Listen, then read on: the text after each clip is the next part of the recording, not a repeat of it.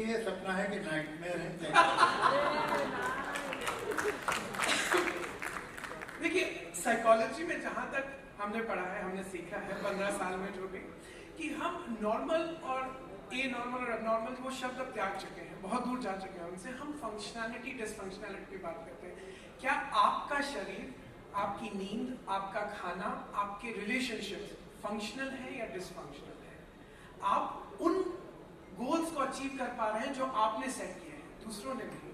क्या आपका रिलेशनशिप खुद के शरीर से अच्छा है, खुद के दूसरों से अच्छा है, खाने से अच्छा है, आपको नींद ढंग से आती है? उसे मेंटल हेल्थ कहते हैं।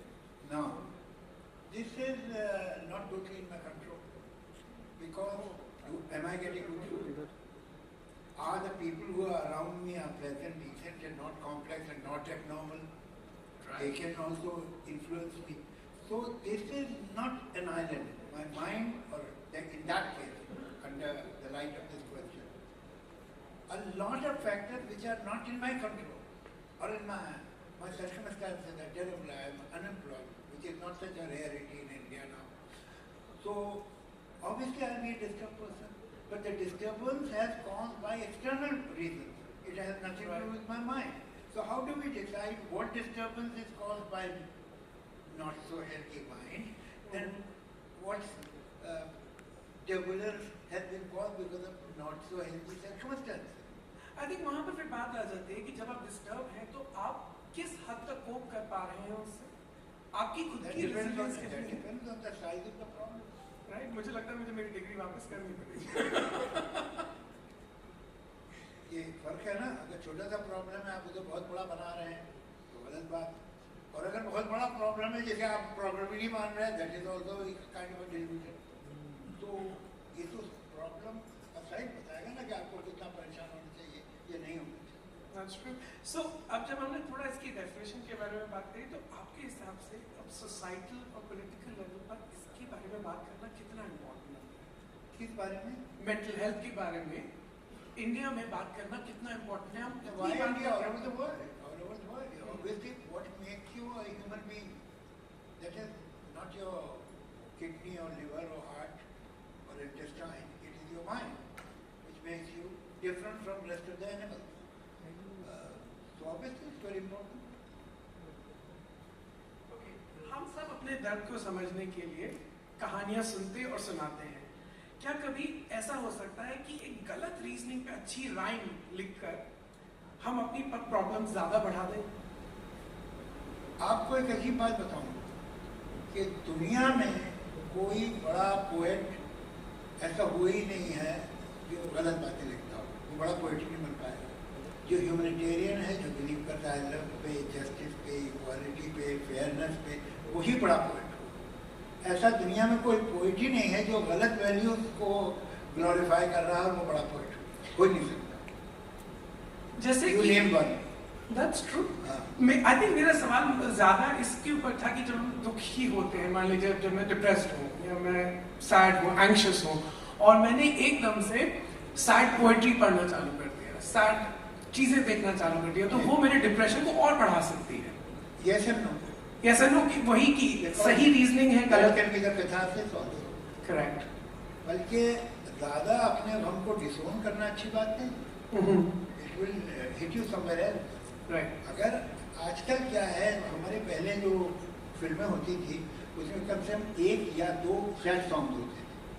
अब हमारी फिल्मों में सैड सॉन्ग नहीं होते, अब हमारे अच्छे दिन आ चुके हैं। अब उसमें साथ नहीं रहते। This kind of denial is very unhealthy. अगर आपको दुख हुआ है तो रो लीजिए ना, और उस दुख को एक्सेप्ट कीजिए। उसको डिनाई करना will distort your mind. आपके हिसाब से इंडियन आर्ट और लिटरेचर के कौन सी ऐसी थीम्स और आइडियाज हैं जो मेंटल हेल्थ के लिए हेल्पफुल हैं, और कौन सी ऐसी हैं जो डैमेजिंग हैं? इंडियन आर्ट लिटरेचर में ऐसे कौन से आइडियाज हैं जो आपको लगता है सबको पता होना चाहिए खुद की मेंटल हेल्थ को? डैमेजिंग बताना तो बहुत मुश्किल है, लेकिन ये कि लिटरेचर जो है ये एक बड़ी इंटरेस्टिंग चीज है। मैं खासतौर से लिटरेचर के बारे में बात करूँगा। It tells you 2 things which are ostensibly contradictory, moving in opposite direction. One, दुनिया में कैसे कैसे अलग अलग तरह के लोग हैं, कैसी कैसी उनकी ट्रेडिशन है, कैसे कैसे रहते हैं।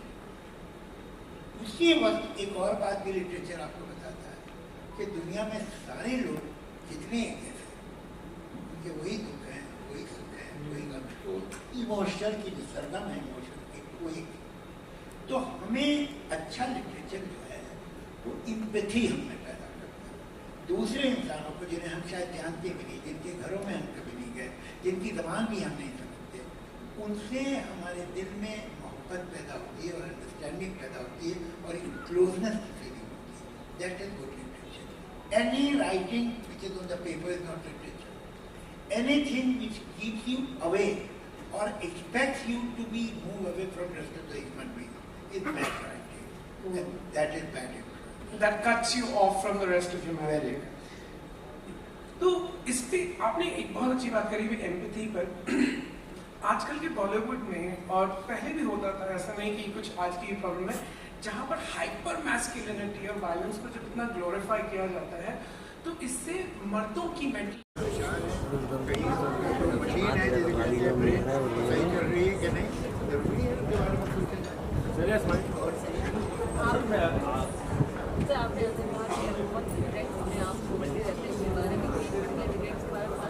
मुझे ऐसा लगता है कि मैंने बहुत टाइम वेस्ट किया बेकार। इतना टाइम अगर मैं निकालूँ कि मैंने यहाँ तो मैंने यहाँ गूगल में ला के मेरी ज़िंदगी कम से कम 10 साल हो जाएंगे ग्रेजुएट होने में, जो मैंने वेस्ट कर दिए। इसमें मैं नई लैंग्वेज सीख सकता हूँ, मैं कंप्यूटर डेवलपमेंट सीख सकता हूँ, तो मैंने नहीं किया। सर मेंटल हेल्दी रहने के लिए क्या टिप्स देना चाहेंगे? मेंटल हेल्दी रहने के लिए अरे पहले खुद तो हो जाए भैया। जावेद साहब, जिस तरह आज प्रोग्राम रखा गया था उस संदर्भ में आप जनता को क्या मैसेज देना चाहेंगे? मैं देना पड़ेगा। सर, आपका फिट रहने का राज क्या है? के बारे में सोचना में तरह तरह की थॉट जो पेपर में नहीं आई है, खराब बात है, करना चाहिए। सर, आपका फिट रहने का राज क्या है? Can we cut? Are we done? Thank you so much. Sir, आपका फिट रहने का राज क्या है? फिट रहने का राज तो पहले तो बहुत बहुत शुक्रिया, आप मुझे फिट कह रही हैं। तकलीफ भी है कि मैं फिट नहीं हूँ। विदाउट जिम, विदाउट जो आजकल के यंग जनरेशन करते हैं, ना करके भी आप कितना फिट है वो बहुत बड़ी बात है। Thank you. सर यूथ को एक मैसेज क्या देना चाहेंगे? Thank youth you. को एक मैसेज हम बात करते हैं लेकिन हम इतनी बात नहीं करते जितनी बात करनी चाहिए। अब आप ये देखिए कि 140 करोड़ की जनसंख्या है हमारी और लेस देन 15,000 साइकोलॉजिस्ट हैं। तो ये जो नंबर है ये बहुत कम है। इस नंबर को बढ़ाने की ज़रूरत है। लोगों में मानसिक रूप से जो तकलीफें हैं उनके बारे में बात करने की ज़रूरत है। लेकिन हम केवल इसे ऐसा ना समझें कि हम लोग 1-on-1 जब बात करते हैं उसी से सब कुछ सही हो जाता है। भारत में बहुत ज़्यादा इशू है इमोशनल रेगुलेशन का। छोटी छोटी बात पर गुस्सा आना, वायलेंस का नॉर्मलाइजेशन होना, माँ बाप का बच्चों को मारना और उस मारने के बाद उसको कहना ये नॉर्मल है, हमने भी तो मार खाई थी, सास भी तो कभी बहू थी। सो द आइडिया यहाँ पर ये है कि हमारे साथ जो हुआ है हमने उसे इतना नॉर्मलाइज कर दिया कि हमें उसमें कोई प्रॉब्लम दिखती नहीं है। लेकिन उससे एक ऐसा समाज बन जाता है जहाँ पर ऐसी चीज़, जैसे आपने सुना होगा, एक न्यूज़ में बात आई थी कि किसी एक लेडी ने किसी टोल इंस्पेक्टर को 35 रुपये के पीछे मार दिया। हम ऐसी चीज़ें बहुत सुनते रहते हैं और ये केवल यहाँ के लिए नहीं है, बहुत जगह भी हो सकती है। लेकिन बात ये समझनी है कि जब तक एक इंसान इमोशनली रेगुलेटेड नहीं है, हम एक ऐसे समाज का सृजन नहीं कर सकते जहाँ पर वायलेंस नॉर्मलाइज ना हो। अनंत रंग ने जो इवेंट ऑर्गेनाइज किया है, अनंत रंग कंपनी के बारे में बताना चाहेंगे? अनंत रंग एक इवेंट है जो वेल्सपन फाउंडेशन ऑर्गेनाइज करती है। अनंत रंग एक भारत का सबसे पहला मेंटल हेल्थ फेस्टिवल है। भारत में बहुत सारी मेंटल हेल्थ कॉन्फ्रेंसेस हुई हैं, वर्कशॉप्स हुई हैं, लेकिन ऐसा फेस्टिवल जहाँ पे साइकोलॉजी, मनोविज्ञान की साइंस के पीछे का विज्ञान लोगों तक समझाया जाए, लेकिन ऐसे शब्दों में जो कल्चरली समझ में आते हैं। सर मेंटल बहुत सारे माइंड देखिए हमारे यहाँ पे सबसे बड़ा मिथ ये रहता है कि मेरे लिए कोई सेवियर आएगा बाहर से, वो मुझे बताएगा, उसके बाद सब कुछ सही हो जाएगा।